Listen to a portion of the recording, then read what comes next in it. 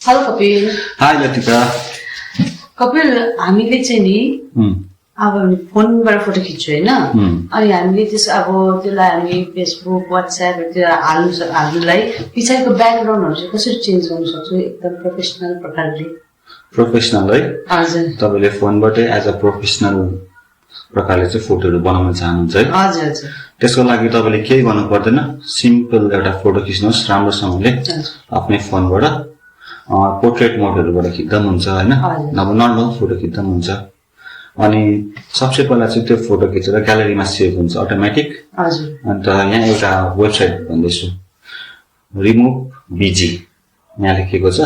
त्यसमा जानुहोस्, पहिला सबसे पहिला क्लिक गर्नुहोस्, त्यहाँ अपलोड गर्नुहोस् आफ्नो फोटो। त्यहाँदेखि त्यसले अटोमेटिकली आफै ब्याकग्राउन्डहरुलाई डिलिट गरिदिन्छ हो। अनि तपाईलाई ब्याकग्राउन्डको क्लियर छ, अब ब्याकग्राउन्ड डिलिट भएको फोटो पाउँछ सबसे पहिला चाहिँ। अन्त त्यहाँ पनि एउटा अप्सन हुन्छ, तपाईले कुन चाहिँ ब्याकग्राउन्ड हाल्न चाहनुहुन्छ। अन्त त्यहाँ एउटा अप्सन हुन्छ, यहाँ मैले जसरी देखाइदिएको छु त्यसरी गर्यो भने तपाईले एज अब प्रोफेसनल प्रकारले नै आफ्नो फोटोहरु बनाउन सक्नुहुन्छ।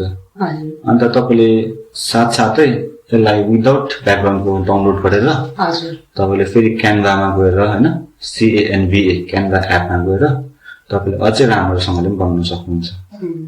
जुन एप छ नि यो एकदम फ्री हो। हजुर, यो फ्री टु युज हो सबैको लागि।